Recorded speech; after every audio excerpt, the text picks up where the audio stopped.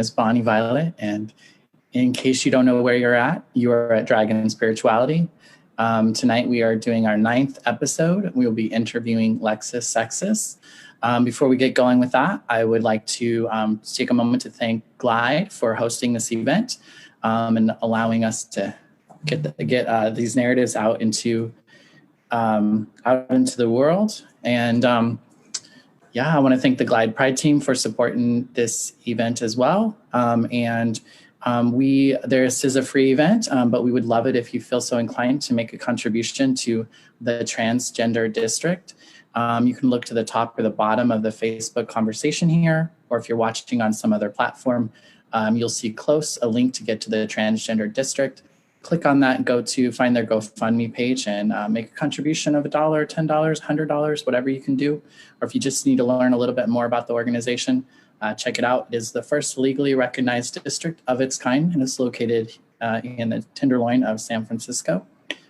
So check it out. For those of you who haven't been here before, throughout the conversation, feel free to ask questions of our guests by placing them in the comments below. And as I am able, I will bring those questions up to Lexus. I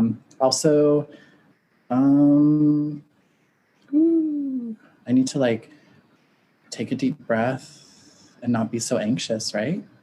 I think I got everything. Oh, also, you can feel free to tip Lexus as we go throughout the night. This is kind of where a spiritual space meets drag space, so feel free to tip along the way. And I'm going to go ahead and introduce Lexus Sextus. So CP3 or I should have asked this before. CPIII or CP the third is an international performing artist, songwriter, and empowerment coach. His mission in life is to help you awaken to the love, light, and brilliance that already exists within you. CP3, I want to say CP3, recently released a pop soul EP and plans to release a neo-folk soul EP later this year. His music, artistry, and spirituality continues to evolve as he continues to grow. You can follow his journey on his website at www.cpiimusic.com. Here is Lexus Sextus.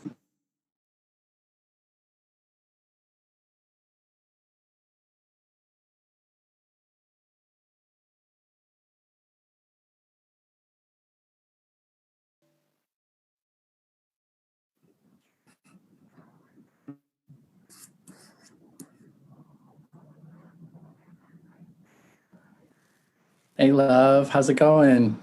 Hi. That just got me teary-eyed. It's so beautiful. There's so much going on there. Tell me about it.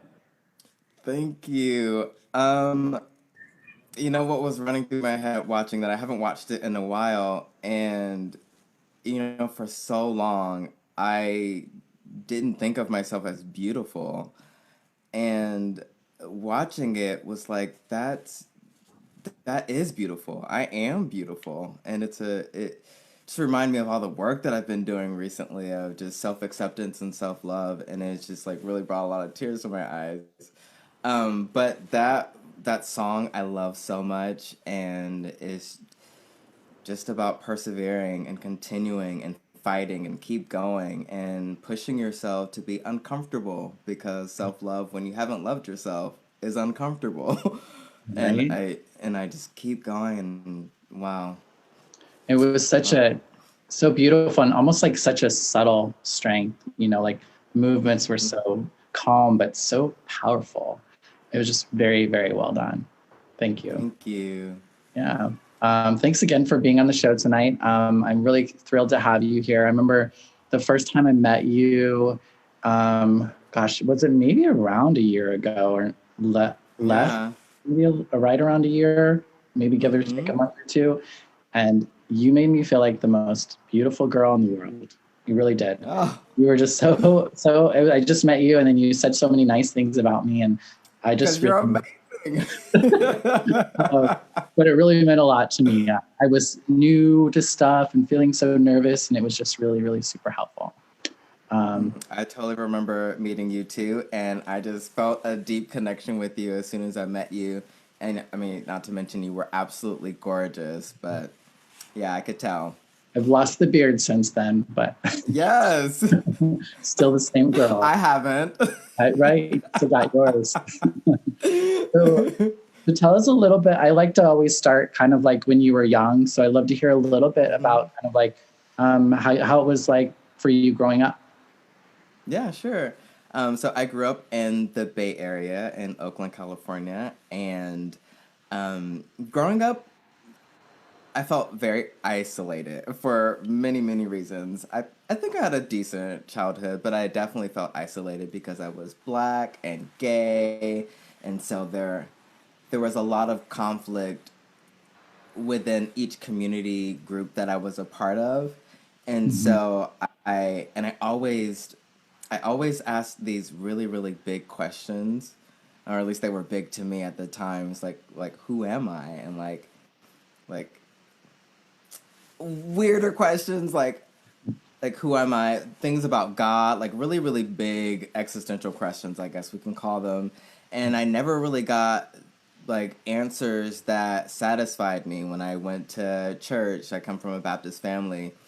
I was told that being gay is an abomination and that I was going to hell no matter what I did. And so in my kid brain, it was like, how like I think that I have a relationship with God and I think that God loves me. So why would God make me something that there was nothing that I could do to make it to heaven? Like and so like I just really didn't agree with that.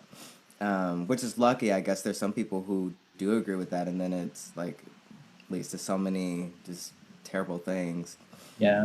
So Um, definitely something we hear a lot of, like that kind of challenge of feeling so good and feeling like you're having an experience with God or whatever, but then the church or other people are like, "No, girl, that ain't working." Yeah. Mm-hmm. Absolutely. And I'll never forget this. My mom one day randomly, I don't even know why she brought this up, but she said, "You come from a Baptist family, like, Baptist is our religion, but you can believe whatever you want to believe." And it's Mm, really interesting. I've remembered that and I tell this story often, but I've never thought about why. Why did she feel the need to say that? mm, Something I need to ask her. right. But that really took a lot of that baggage off of me. I was able to explore different religions, different spiritualities. I felt free to ask those questions, and it was still understood. I At least I still thought that who I was wasn't okay with everyone that was around me, so I still had to this feeling of isolation, but in my mind, my imagination like was just completely opened up, especially in that conversation was a really big part of why it opened up in the way that it did. Mhm. When you were was that like high school age and stuff? And is that when you Oh kind of no, this was oh, much much younger. much This younger? middle school, maybe fourth grade. Mm-hmm. Really, really young. Because at the time, I still didn't like. I didn't use the word gay, but I didn't. I knew that I didn't like girls, and I knew that I had a crush on my best friend in second grade, and Mm-hmm. but I never was like, oh, like I'm gay, and and so I really a funny story.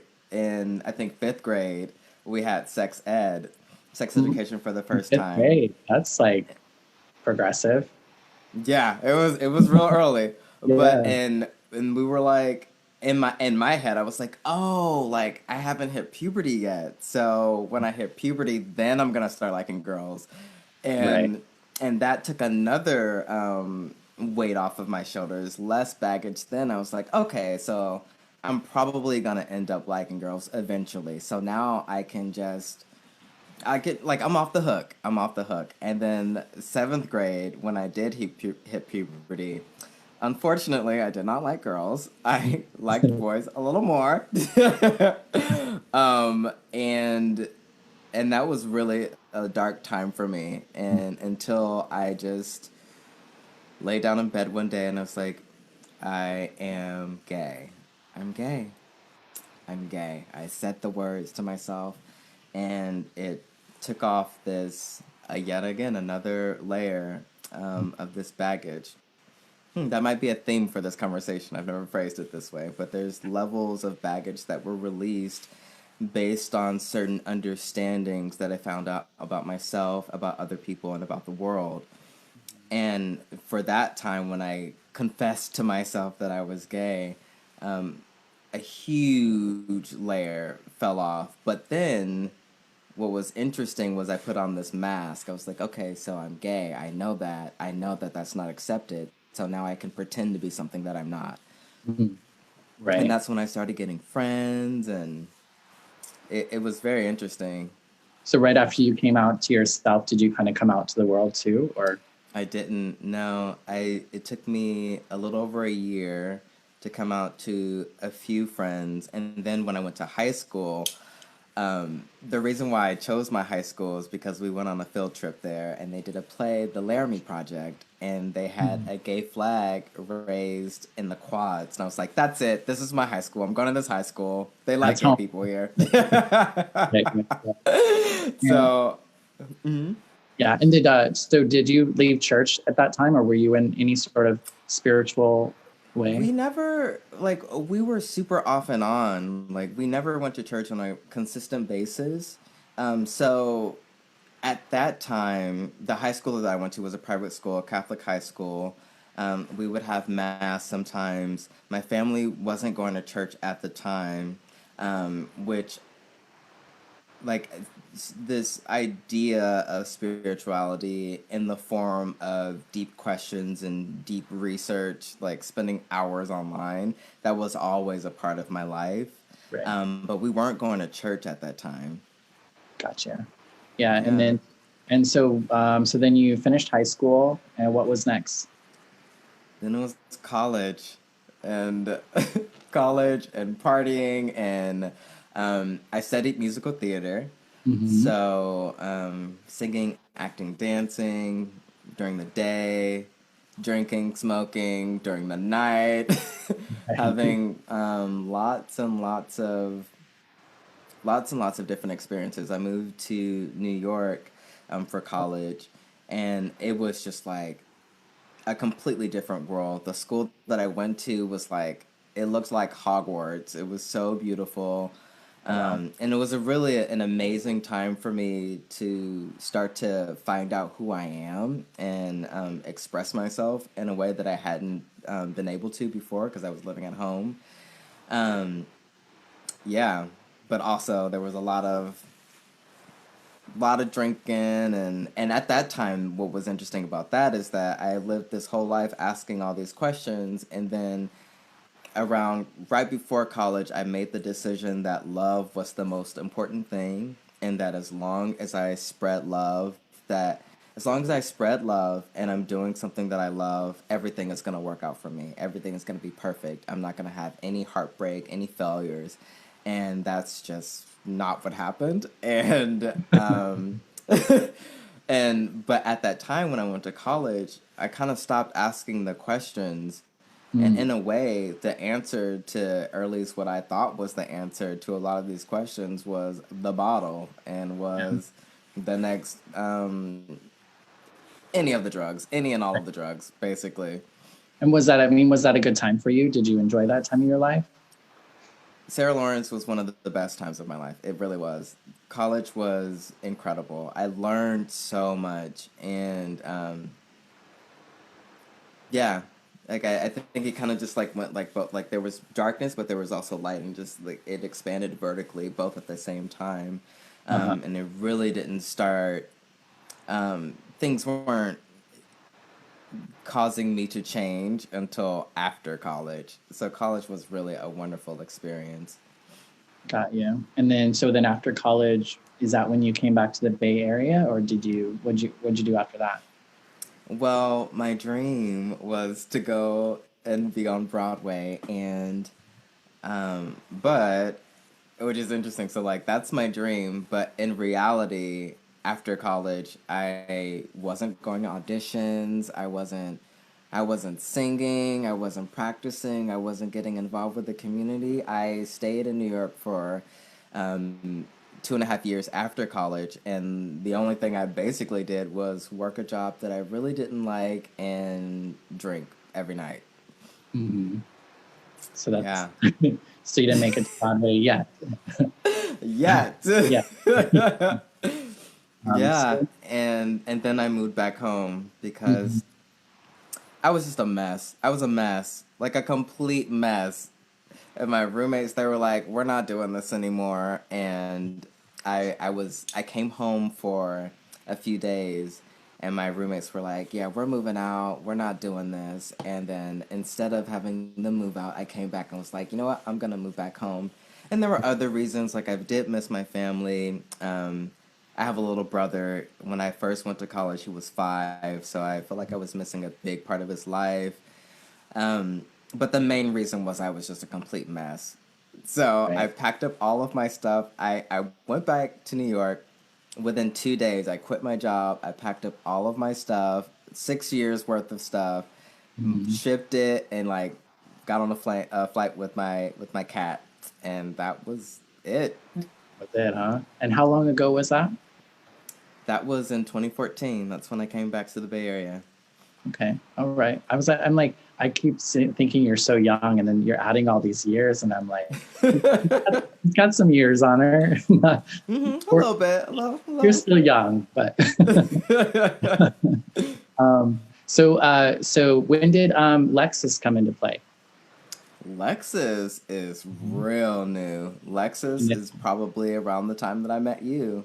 Okay. I My first time doing drag was in 2018, I believe, and it was for a musical actually, Priscilla, Queen of the Desert, Mhm. and it's about two drag queens and one trans woman who crosses Australia in a bus to find and meet one of the drag queens' son. It's Uh, a really, really fun musical. It has like all this disco music and dancing. And when I played that role, that was like the first time I ever did drag. And it's so funny because I thought I put on some powder foundation and like a little bit of blush and maybe some mascara, and that was it. right. What character did you play? What? I played Adam, Felicia. Okay. So it's the young sassy one who Gotcha. does the Oh, thing on the shoe. oh, her. Yeah. Yeah. Yeah. I've seen the movie. I've never seen it on stage. I'm sure it's amazing. It's so fun. The movie's great too, but the musical is like 5 times the amount of music and there's tons of dancing. Hmm. Awesome. Yeah. And so after that, you did drag, and then like, did you think you'd want to come? Did you think you'd ever come back to it, or were you just kind of done? Well, what was really interesting about it, so how I was saying that when I finally accepted and confessed to myself that I was gay in 7th grade, I put this mask on that where I pretended to be something that I wasn't. Mhm.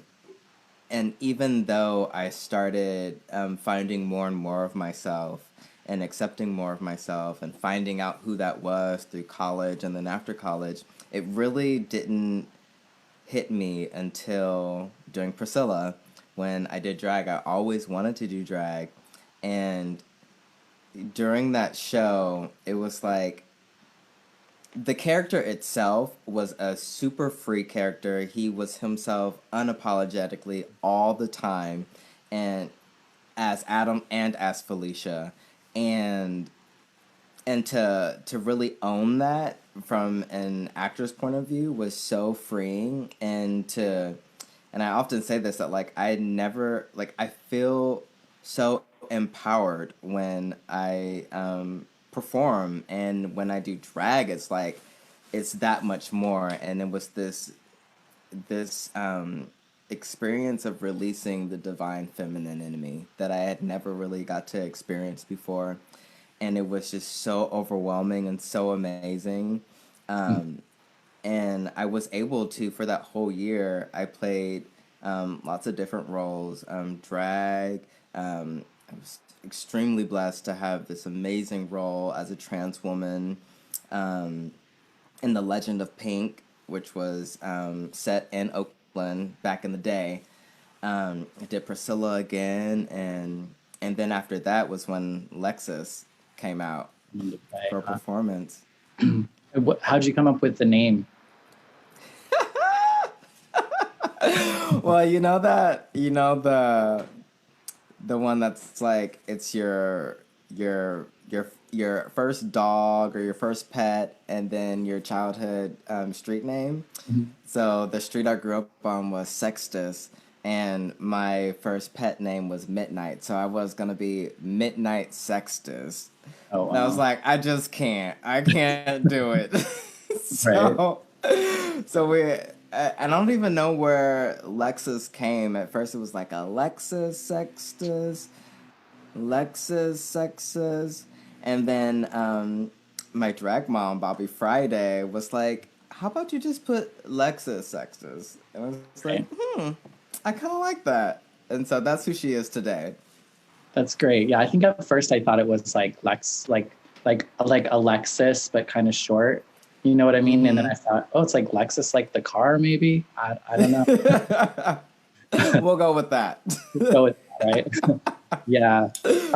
So like what's been the I guess the biggest challenge for you with kind of getting into the drag scene or beginning to do drag? Hmm. That's a good question. I think community, lack of community for me personally. I live in Hayward right now, and the the bit of community that I've kind of started creating is all in San Francisco, and I'm Mhm. not in San Francisco that often, and I don't get to do drag that often either. So I really do think that it's the community and also like the practice. Like I think I've gotten a lot better, but like I Mhm. can always get so much better if I was doing it a little more often. Even Yeah. like my drag mom, she's in San Francisco. I don't get to see her that often, or the family, and that's becoming clear to me the importance of community and a family. Mhm. You want to tell us a little bit more about what it's like to have a family? Like, how did you get a mom? Did she like pick you up at a store somewhere, or like how did that? Kinda. It was at Mascara. One of the performances. I think it might have been maybe my third performance outside of a musical. Um, I can't even remember what I performed, but it was really fun. And she was like, "Oh, you're fierce. You should be my daughter." And I was like, "Okay, I think you're amazing." And she was like, "Okay, great." And then she was my mom. I Yeah, love it. And yeah, she is so fierce. She's so fierce. she's so amazing that she is. Yeah. What I mean, guess what does a mom do for a daughter? I feel like it's probably different for everybody. Um, show them the ropes. Show them the ropes. Like Right. makeup, wig, how you do this, how you do that, how you present yourself. Um, yeah. I mean, because I feel like, and I don't like this is could definitely be something that still goes on today, but like that sense of like, oh, we live in the same house, like like I imagine that that still happens sometimes, but that hasn't been my relationship. But yeah, just like support and guidance, Hmm. someone who's been doing it for a little bit longer than you and can maybe have some tips for you. Right. Would you have any tips or suggestions for maybe people who are considering doing drag? Hmm. Have fun, for sure. Watch some YouTube videos. Right. That's how I learned. YouTube videos, trying to copy people is wonderful. Um, yeah, and find some people who support you, who love and support you, and who want to see you shine, and being okay with failure, being okay with the speed bumps, because it's not gonna be perfect, and it might not be cute when you first do it, Right. but but keep going if it's something that you love. Hmm. You got to. When I put some foundation on my face, I was like, oh my goodness, what is like, oh, Oh, Right. what is this? You know? Yeah, I never felt more beautiful until I started doing drag, but I was so scared to do it for so long. Yeah. So what does your spirituality look like now? Spirituality is everything. It's in everything that I do. I mean, it literally is everything for me. Um, how can I put more words to that?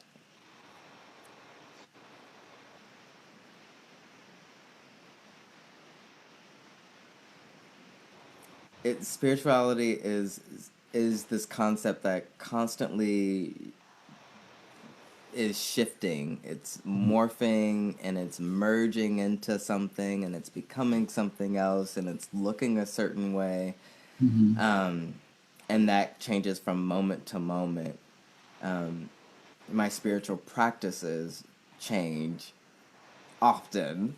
Um, Spirituality can be this right now, being in a conversation with you. Um, Spirituality is within me, it's within you. Um, Have you gotten to the place where you're asking the questions again? oh my goodness. All the time, all the time. Um, Earlier I said that I didn't really get answers that I connected with or really agreed with for most of my life until I got sober. When I got sober, I started getting some answers that I was like that feels right.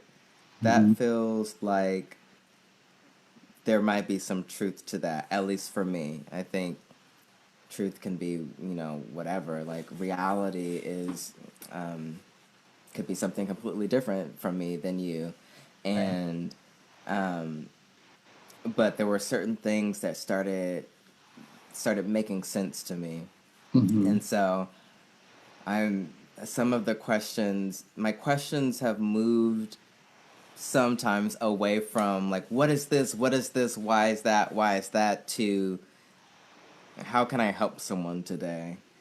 Um, how can I experience more joy in my life today? Mm-hmm. How can I look at this differently? How can I accept this? Can I still love myself? I just did this thing. Can I still love myself? I'm not where I want to be. Can I still love myself? So I feel like as I've expanded as a person, um, and my questions have expanded and shifted into not necessarily more important questions, but perhaps more fulfilling questions. Um, but at the same time, I'm like asking questions of I want to have these spiritual experiences and like mystical and like metaphysical experiences, and I haven't had them, and I'm like, well, like when do I get to experience those? So I definitely have moments like that too.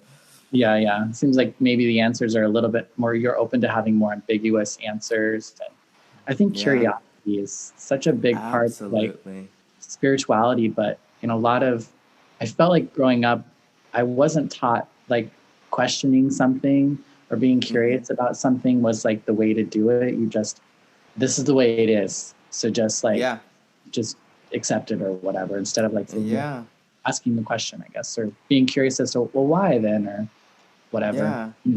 It's interesting. That just makes me think of I I feel like when I started really accepting myself and loving myself, there was a lot less clutter in my head. There was a lot less negative thinking, but just thinking in general, and that kind of automatically opens you up and you become a little, or I became a little more curious.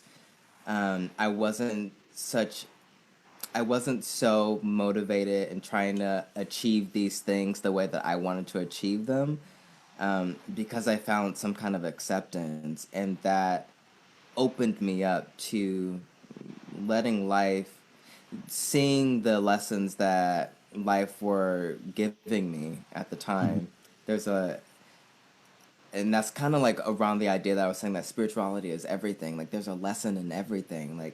If I'm open and aware, um, and accept that there might be a lesson here, usually it's quicker for me to see it and to actually get a benefit from that lesson.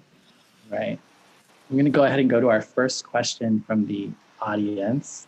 Um, Ah, Reverend Marvin is asking, can you talk with us about being a vocalist, coming into voice in your drag work, and how do you balance singing and lip syncing? interesting question. So there's two parts. When I perform and I lip sync, part of me is like, this is so much easier. Who I could have just been doing this the whole time. Right. And then another part of me is like I really want to sing. I really do want to sing.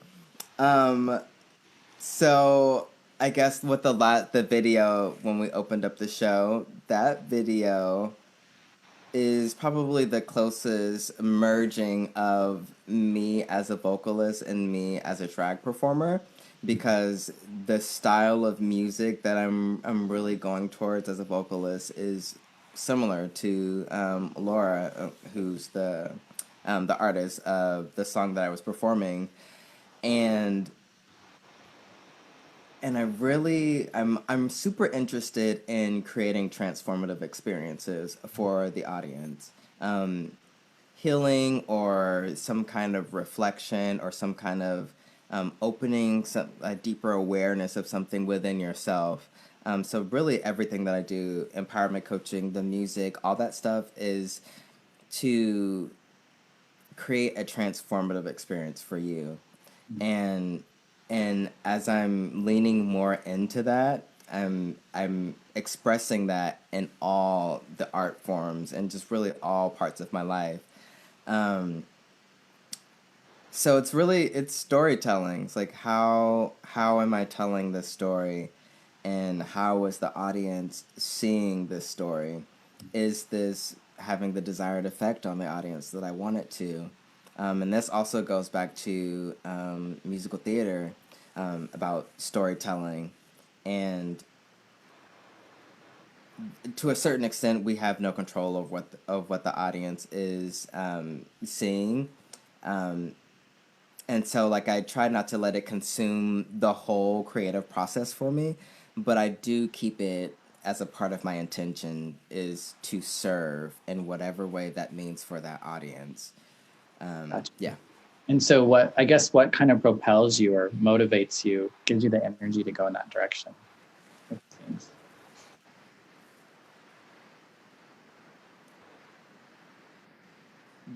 The joy that I experience the connection, the spiritual deep connection I get to experience when I'm performing, and letting that guide me, and also the deep, deep, deep desire of every single time that I figure something out or I have this amazing experience, I want to share it with somebody. I'm like, because I feel like when growing up, there wasn't, I didn't have these experiences. I didn't understand these things, and no one told me these things. And so when I experienced it, I'm like, oh, I gotta tell somebody. I Right. gotta tell somebody. I gotta show somebody. I'm like, and so that is a huge motivator for me. Is that like, life is good. Life can be good. Life is amazing. You are amazing. You are brilliant, just as you are. There's nothing wrong with you. You're perfect. You're perfectly imperfect is what I love to say. And I didn't know that for so long. And that's why I teared up at the videos, because I really believe that like I'm perfectly imperfect, and that I'm okay, and that I am lovable, and that I am worth it, and that I can do this. I just quit my job last week, and obviously there's nervousness and there's hesitation and everything, but aside from all that, like the foundation that's at my core is that I know that I'm worth it, Right. and you are too. Everybody is worth it. And so the deeper that I feel that, the more intense the desire is to share that with somebody else. Right. When did that when were you able to, I guess, transform things into that perspective? Mm-hmm. What kind of did that for you? Took a lot of work, a lot of work. Um, 9 to 5? oh, absolutely, 24/7, more like. I I I had a lot of negative thinking. There was a moment in my life where I realized that I thought I loved myself, but in fact, I just loved everybody else. I didn't love myself. And so and this was around the time when I was sobering up, and I was like, if I don't figure out how to love myself, like, I'm gonna be doing the same shit a different day. So I needed to figure that out, and I was like, well, what does loving yourself even look like? And it's like, oh, like people brush their teeth twice a day. Mm, They don't talk down on themselves in their head. They treat other people nicely. They show up for themselves. And it's really, it's like, what do you value? And like, are you living up to those values? Because when I live up to my values, that creates more confidence and more self love within myself. And so I was doing those things. And probably the most important practice that I started doing was with my negative thoughts. If I have a negative thought, I immediately replace it with a positive thought. If I mm, say, you're not good at that, I may not be good at that, but I'm getting better and better. Like, maybe you shouldn't wear that. It's okay. Can I still love myself? Can I still love myself? Such a great question. And mm, just flipping those negative thoughts to positives just constantly. And I'll never forget the first time that it happened automatically. I was at work and there was this guy who I had this crush on, and sometimes he would come into the office and he'd say hi to me, and this one time I could hear him outside of the office, and he didn't come in and he left, and my negative thinking started. It was like, oh, he doesn't like you. Why would you ever think that he likes you? You need to be a hot boy in San Francisco. You need to be this mm, hot white boy in San Francisco. That's literally the thoughts that happened in my mind. And automatically, without me having to manually insert a positive thought, it was like immediately it was like, you're just fine. You're perfect just as you are, and it's okay if he doesn't like you. And it just like brought tears to my eyes because it was mm. the first time that I felt like I had my own back. Like, and Yeah. ever since that moment, I'm like, I have my back. I am not gonna talk down to myself. If I catch myself doing something like that, immediately I'm switching that up. And that practice has kind of erased a lot of those negative thoughts. I keep it positive up in here. Hmm. Yeah. After that first time, did it get easier or? It got a lot easier. It really did. Yeah. But the most important thing about that practice is consistency. Consistency, consistency, Yeah. consistency. As soon Yeah. as you have that negative thought, switch it around, and then it got a lot easier. Hmm. It did, and Yeah. just doing things like, uh, I feel like it's really, if I think about myself and where I was, and I was told this, I can see. I feel like it would have been challenging for me to see that actually making a difference. But it is my promise to you that it does. It does help. Yeah. I feel like I find myself doing a lot of those things that people told me to do all along. And it was Yeah, like, right? now I've become that girl, and like I feel that much better about myself, and I care less about what others think, and like Yeah. sort of stuff. It's wild how we fight Mm-hmm. that. At least I do. But we go through what we go through, and we go through what we need to go through. Um, yeah, I it took me a long time to get here, and I'm so grateful for all of the negative things that had happened in my life. The isolation that I experienced was the Mhm. biggest blessing because all I wanted to do was conform and just be just like everybody else, and like that was literally impossible for me to do. And I'm so grateful for that because now I am who I am, Right. and I can be of service to people who are just like me. That's the Yeah, greatest gift of all. definitely. So what's next for Lexus? Woo! What's next for Lexus? Hopefully she's performing soon. Yes, performing. I mentioned earlier empowerment coaching. She's a coach. All She'll right. help you get your life. Mhm. And music as well. I'm working on an EP, a neo soul EP. Um, yeah, it's interesting. Where does Lexus fit into all of that? She Right. may have to do like a 5 song video performance of the EP Mm, and release it. She right. just might have to. There you go. Will she Mm. lip sync it or will she sing it? Ooh, time will tell. Right. All the best singers lip sync too, even to their own This stuff. is true. This is true. Yeah, Yeah. everybody got their bad days. Right. So do you feel like I was curious, do you feel like CP3, which you did tell me was the correct way, right? And Mm-hmm. Lexus, um, like are they the same? Are they separate? Like what's their relationship to one another? Hmm. Are they just dating? Like I don't know. I don't know. I really don't know. I think my instinct tells me that they're separate. Well, what's interesting is because like I think of sometimes I think of CP3 as like the Sasha Fierce to my Beyonce, and I'm just Beyonce, and Right. CP3 is Sasha Fierce. But if CP3 is Sasha Fierce, then who is Lexus? Right. You know, maybe there's just I think I think maybe CP3 is like the earthy version of me, and Lexus is the fire. She brings the Okay. fire. Gotcha. Yeah, I was like maybe the divine, the divine me, yeah. Hmm. right? She's like she. I feel like the intention with CP3 is so deep into that whole experience of trying to create a transformative experience for the audience, Hmm. and Lexus Sextus is like, yeah, that's great, but sometimes we just need to have some fun, and sometimes we Add, just need to slay it. right. Add a little levity, which, Yes, absolutely.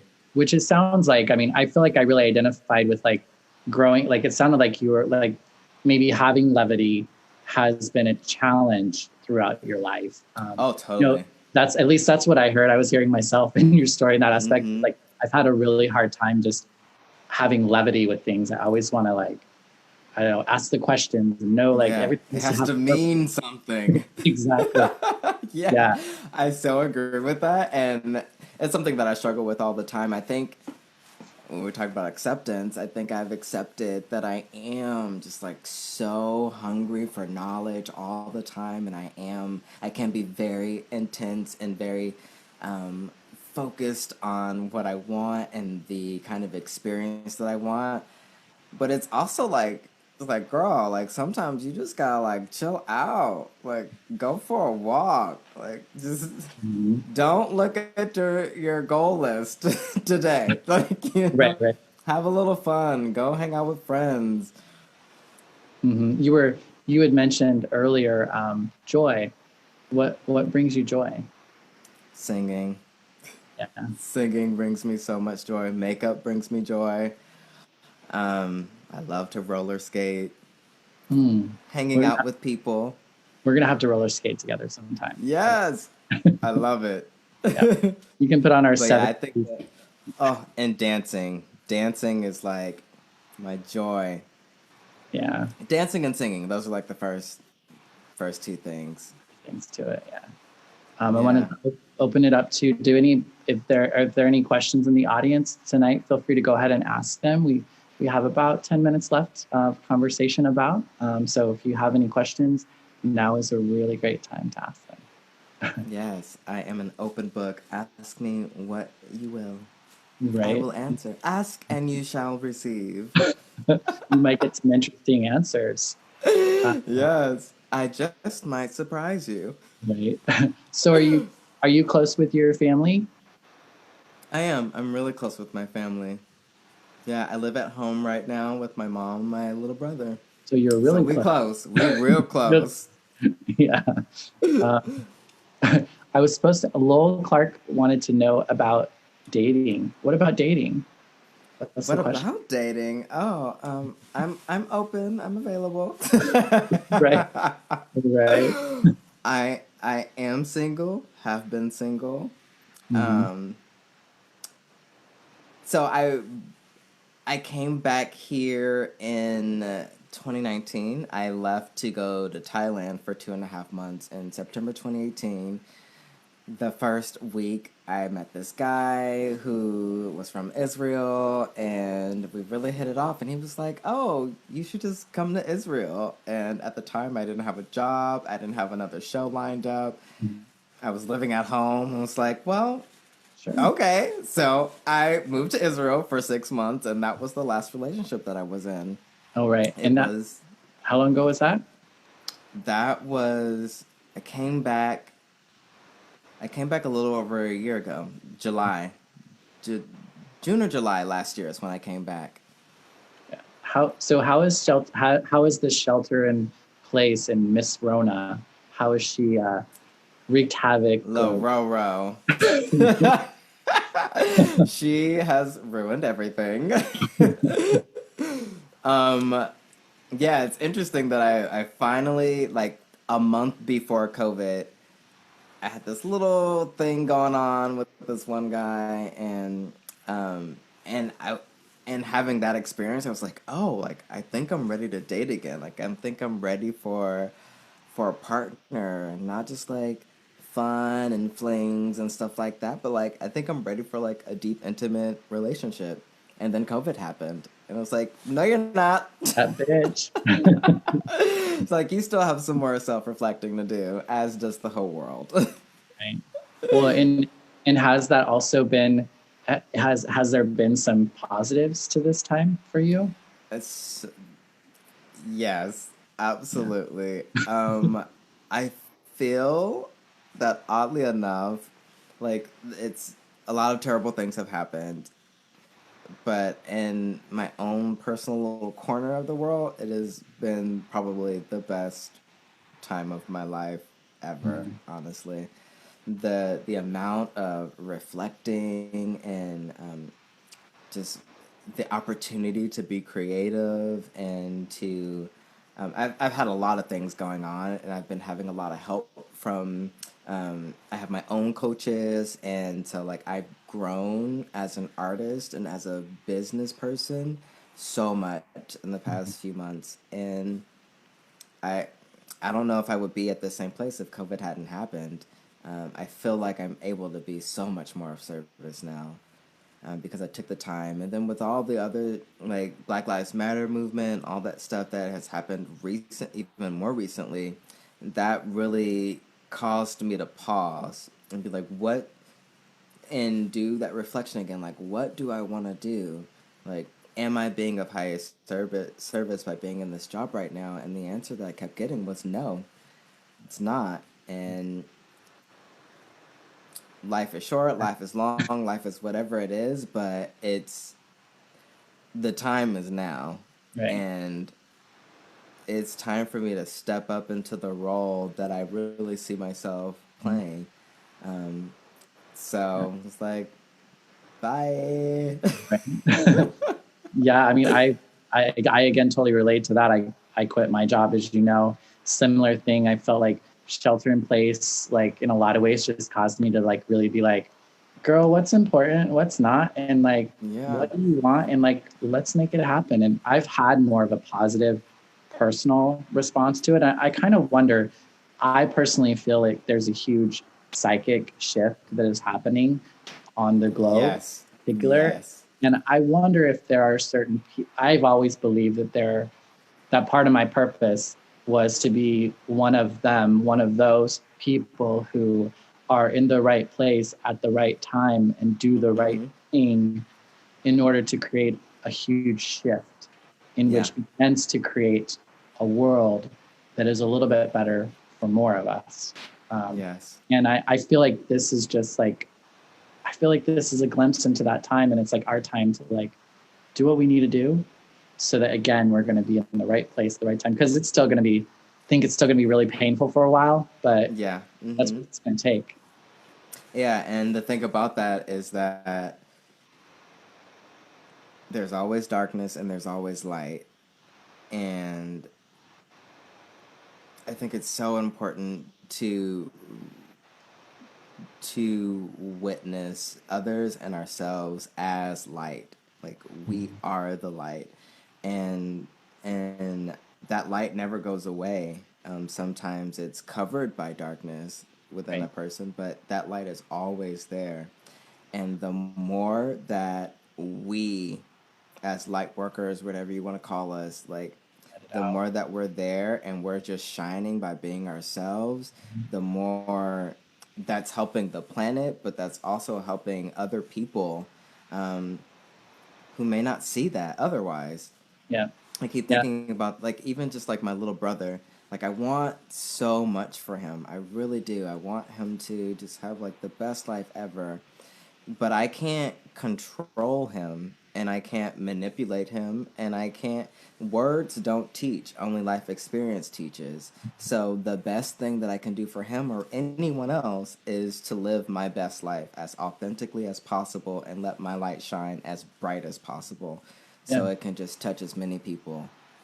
Yeah, I think it causes people to believe that it's possible for them. It's possible for you, it's possible for them, and maybe then I can try to let a little bit more of myself out, because I really feel like the light it's in us, it's here. We just have to reveal it.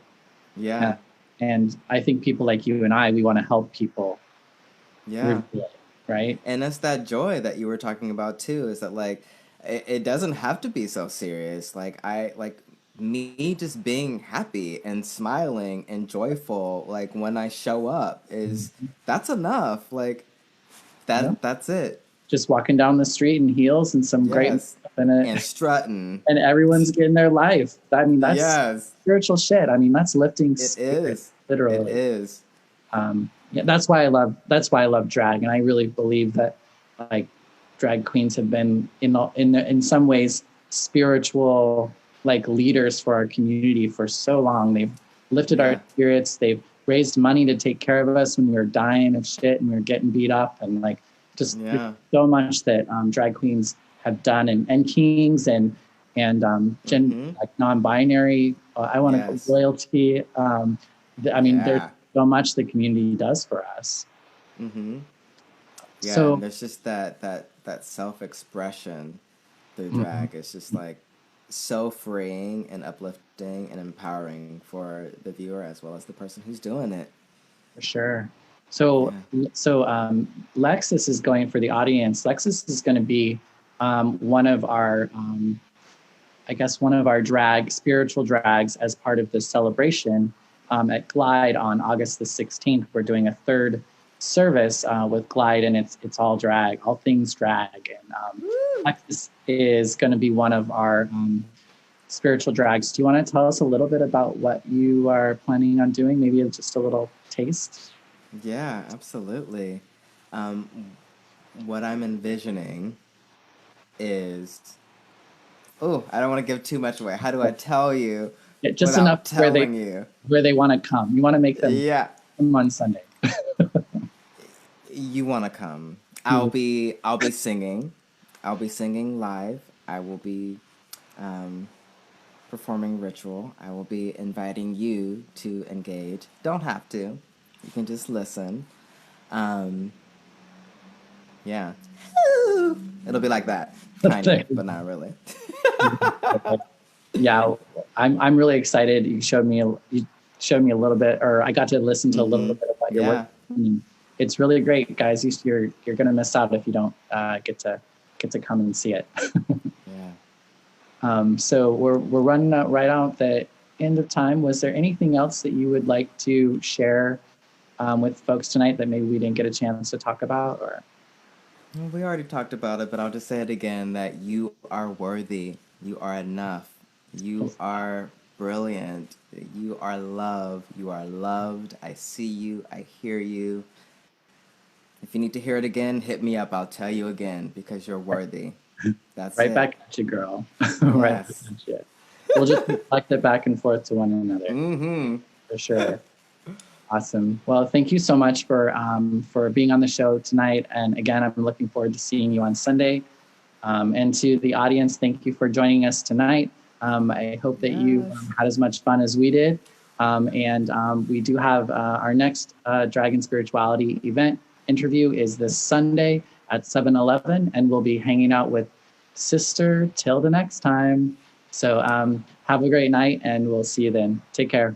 Bye-bye. Bye.